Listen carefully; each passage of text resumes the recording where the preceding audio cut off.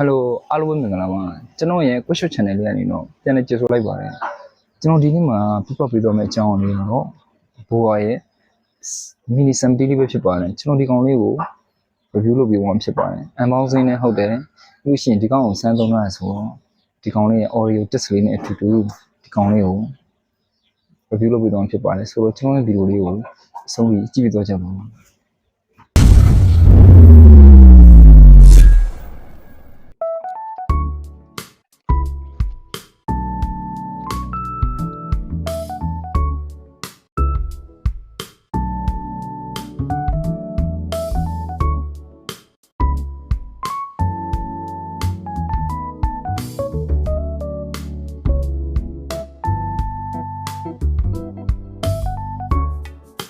ဒီကောင်မှာကျွန်တော်ပထမဆုံးသားပြီးသတိထားမိတာကဒီကောင်က case နဲ့ဝယ်မယ်ဆိုလို့ရှိရင်ဒီကောင်ကတော်တော်လေးဈေးနဲ့များတဲ့အချိန်မှာပါပါကျွန်တော်ကတော့ budget သမားဖြစ်တဲ့အတွက်ကြောင့်မို့လို့ case မပါမနဲ့ကျွန်တော်ဝယ်လိုက်တယ်ပေါ့နော်ဆိုတော့ case မပါမနဲ့ဝယ်ရတဲ့ဟာ case နဲ့ဝယ်တဲ့ဟာဘယ်ဟာပို့ပြီးတော့ဈေးများတာလဲဆိုလို့ရှိရင် case နဲ့ဟာဈေးနည်းနည်းများပါတယ်ကျွန်တော်ကတော့ case မပါတဲ့အတွက်ဈေးနည်းနည်းလေးနည်းပါတယ်ဆိုတော့ကျွန်တော် budget သမားဖြစ်တဲ့အတွက်ကြောင့်မို့လို့ case မပါတဲ့ဟာပဲကျွန်တော်ရွေးပြီးတော့ဝယ်လိုက်တယ်ဒီကောင်ရဲ့ design ပိုင်းကြီးစပြီးတော့ပြောကြတာပေါ့ဒီကောင်ရဲ့ design လေးကတိတိကျကျလေးနဲ့လုံးဝ comfortable ဖြစ်တဲ့ site လေးနဲ့လာဖြစ်ဝယ်လဲမိုက်တွေအရန်အကြီးမတက်ချင်တဲ့သူတွေပြီးလို့ရှိရင်တိတ်ပြီးတော့မပေါ်ချင်တဲ့သူတွေအနေနဲ့တော့ဒီကောင်လေးဒီမှာတက်ထားတာနည်းနည်းလေးတော့မှဆိုလို့ရှိရင်ဗျာထားလဲကြတယ်ဗျာတည်မနေလုံးဝအတူများနေလုံးဝအကြီးဖြစ်နေမှာလုံးမဟုတ်ဘူးဆိုတော့ကြီးလိုက်တာနဲ့လုံးဝစမတ်ကြနေတဲ့ design မျိုးနဲ့လာနေဖြစ်တယ်ကျွန်တော်နေတဲ့ design ပိုင်းကိုစပြီးတော့ပြောပြီးဆိုတော့သူ့ရဲ့ sound quality ကဘယ်လိုနေလဲဆိုလို့ရှိရင်တော့အခုခင်ဗျားတို့ကြားနေရတဲ့အတိုင်းပဲဒီကောင်လေးရဲ့ sound quality ကအခုကြားနေရတဲ့အတိုင်းပါဆိုတော့ဒီကောင်လေးကထူးထူးခြားခြားအများကြီးတော့စမ်းပြနေပုံမရှိဘူးပေါ့နော်ဆိုတော့အခုကြားနေရတဲ့ sound quality ကဒီကောင်လေးရဲ့ sound quality ပဲဖြစ်ပါတယ်ဆိုတော့ကျွန်တော်လည်းအများကြီးစမ်းပြဆရာတော့မလုပ်ဘူးပေါ့နော်နောက်တစ်ခုကကျွန်တော်ဝယ်လဲမိုက်တယ်မှာဆိုလို့ရှိရင်ကျွန်တော်အရင်ကြိုက်တဲ့တစ်ချက်စီအဲ့ဒါ noise cancellation ဖြစ်ပါတယ်ဆိုတော့ mic တစ်ခုရဲ့အသက်ကတော့ noise cancellation လို့ပြောလို့ရှိရင်သူ့ရဲ့နှလုံးသားကတော့ sound quality ပဲဖြစ်လိမ့်မယ်ဆိုတော့သူ့ရဲ့အသက်လို့ပြောတာ noise cancellation ကဘယ်လိုနေလဲကျွန်တော်စမ်းပြမယ်ဆိုတော့ကျွန်တော် receiver ကိုတစ်ချက်နှိပ်လိုက်မယ်ဆိုတော့ဒါပထမဆုံးတစ်ချက်နှိပ်လို့ရှိရင်သူက green line တစ်ချက်လင်းနေပေါ့နော်ဆိုတော့သူ့ရဲ့ noise cancellation ကပထမဆုံး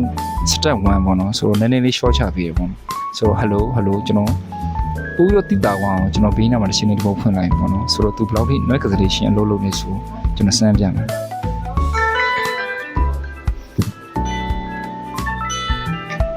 ဆိုတော့ hello အားလုံးပဲမင်္ဂလာပါကြားရလားမသိဘူးကျွန်တော်အသံခင်ဗျားတို့ကြားရလားမသိဘူးကျွန်တော်ဘေးထဲမှာရှင်းဖွင့်နေတာပေါ့နော်ဒါ noise cancellation ရဲ့ step 1ဖြစ်တယ်ပေါ့နော်ဟုတ်ပြီဒါကတော့ step 2ပေါ့နော်ကျွန်တော် receiver ကိုနှစ်ချက်နေလိုက်မယ်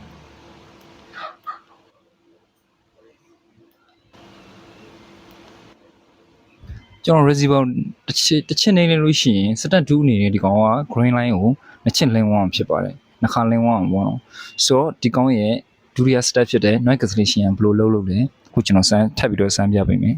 ဆိုတော့ဘေးနောက်တစ်ချက်ထပ်ဖွင့်လိုက်မယ်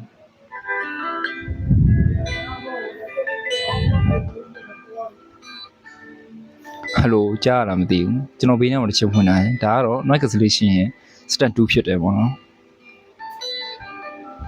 ကျွန်တော်လေးကြော်ကြည့်လိုက်မယ် What you missing love Only know you know what you missing love Only know you love ဆိုတော့ဒါ noise cancellation ရဲ့ step 2လေးပဲဖြစ်ပါတယ်ဆိုတော့နောက်ထပ်တစ်ဆင့်သွားကြတာပေါ့ဆိုတော့ကျွန်တော် receiver ကိုတုတ်ချင်နေလိုက်မယ်ဟုတ်ပါဘူးကျွန်တော် receiver ကိုတစ်ချက်ထပ်နှိပ်လိုက်မယ်ပေါ့နော်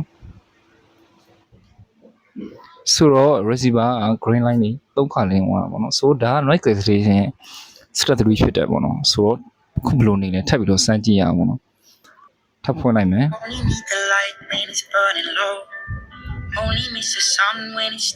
hello အားလုံးပဲမင်္ဂလာပါကျွန်တော်ကတော့ submit ဖြစ်ပါတယ်ဒါကတော့ noise cancellation ရဲ့ step 3ဖြစ်ပါပေါ့ step 3ဖြစ်တယ်ပေါ့နော်When you feeling low only know when you missing home ဆိုတော့ဒါကတော့ noise cancellation ရဲ့ step 3လေးဖြစ်ပါ ဆိုတော့ကျွန်တော် noise cancellation ကိုစမ်းပြပြီးပြီဆိုတော့သူ့မှာနောက်ထူးခြားတာတစ်ခုပါတယ်ပေါ့နော်အဲ့ဒါတော့ AI နဲ့ပြောလို့ရတဲ့voice နှမျိုးပါတယ်ပေါ့နော်ကျွန်တော်စမ်းပြမယ် AI ရဲ့ voice ကိုသုံးချင်တယ်ဆိုလို့ရှိရင်တော့ receiver ကိုနှစ်ချစ်စတိုက်နှိပ်ရတယ်ပေါ့နော်ကျွန်တော်နှိပ်ကြည့်လိုက် receiver တစ်ချက်နေလို့ရှိရင်ဒီကောင်က blue light လေးတစ်ချက်ပြရတယ်ပေါ့နော်အဲ့ဆိုလို့ရှိရင်ပထမဆုံးစပြီးတော့AI ဘွဲကိုအသုံးပြုလို့ရပြီပေါ့နော်အခုပြောနေတဲ့အတန်ကတော့ AI ဘွဲပထမဆုံးအတန်နဲ့ပြောနေဖြစ်ပါတယ်ဆိုတော့နောက်ထပ်တစ်ခုထပ်ပြောင်းချင်တယ်ဆိုလို့ရှိရင်နောက်ထပ် AI ဘွဲကိုထပ်ပြောင်းချင်တယ်ဆိုလို့ရှိရင်နောက်ထပ်နှစ်ချက်ထပ်နေရတယ်ပေါ့နော်ဆိုတော့ကျွန်တော်နေကြည့်လိုက်အောင်ပါ အဲ့ဆိုလို့ရှိရင် AI ဘွဲက number 2ဖြစ်တဲ့ AI ဘွဲလေးကိုပြောင်းသွားဖြစ်ပါတယ် blue light လေးကတော့နှခါလင်းသွားဖြစ်ပါတယ်ဆိုတော့အခုကြားနေရတာကတော့ AI ဘွဲရဲ့ဒုတိယအတန်လေးပဲဖြစ်ပါတယ်ဆိုတော့ခင်ဗျားတို့လည်းဘယ်လိုထင်လဲဆိုတော့ကျွန်တော်ပုံမှန်အတန်ပြန်ပြောင်းလိုက်မယ်ပေါ့နော်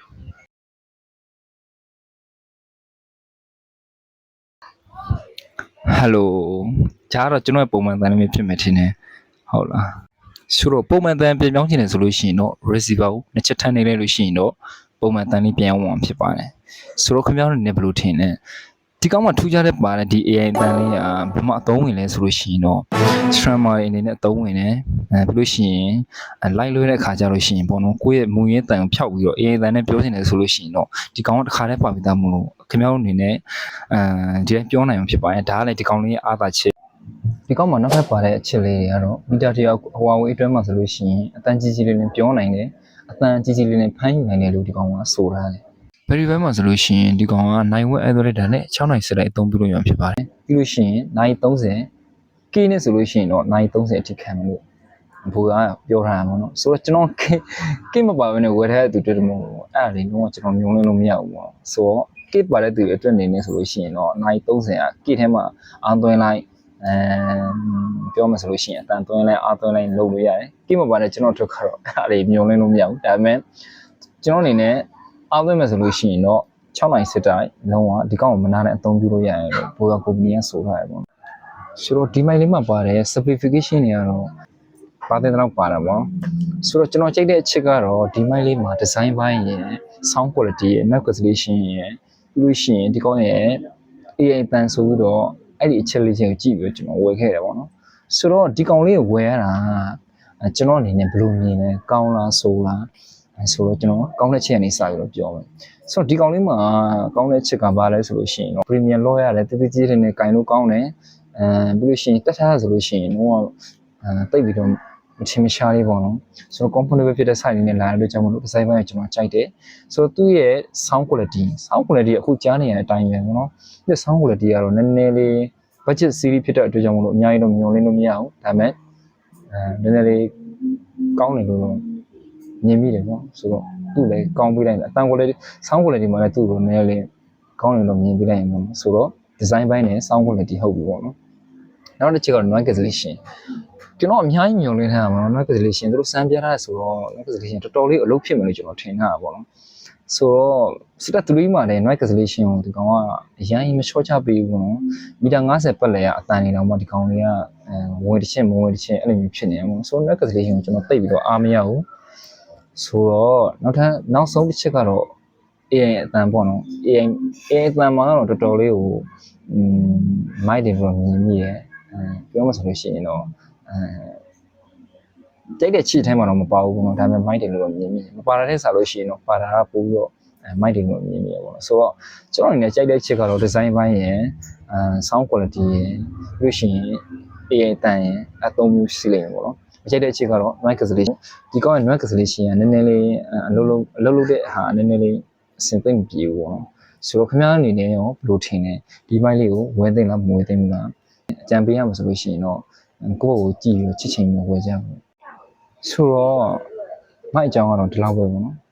်ဆိုတော့ကျွန်တော်ဗီဒီယိုလေးကိုလည်းကြိုက်နေတဲ့ဆိုလို့ရှိရင်တော့ like subscribe လုပ်ပေးဖို့တောင်းဆိုပါတယ်ဆိုတော့ခင်ဗျားအနေနဲ့ဖုန်းကောင်းကောင်းလေးကိုဘယ်ဈေးတန်းမှာဘယ်ဖုန်းလေးရွေးရမလဲဖြစ်နေတဲ့သူတွေအနေနဲ့ကျွန်တော်ရဲ့ချက်ပေါက်မှာဖြစ်ဖြစ်ကျွန်တော်ရဲ့ personal account မှာဖြစ်ဖြစ်ပြီးလို့ရှိရင်ကျွန်တော်ရဲ့ဒီဗီဒီယိုရဲ့အောက်မှာလည်းဝင်ပြီးတော့မေးဝါလို့ရတယ်ပေါ့နော် ဆိုတော့ကျွန်တော်အနေနဲ့တက်နိုင်တဲ့ကောင်လေးဖြည့်ပေးမယ်လို့ရှိရင်တယောက်ချင်းစီတိုင်းကိုလည်းကျွန်တော် reply ပြန်ရင်ဖြည့်မှဖြစ်တော့တကြောင်မလို့ခင်ဗျားအနေနဲ့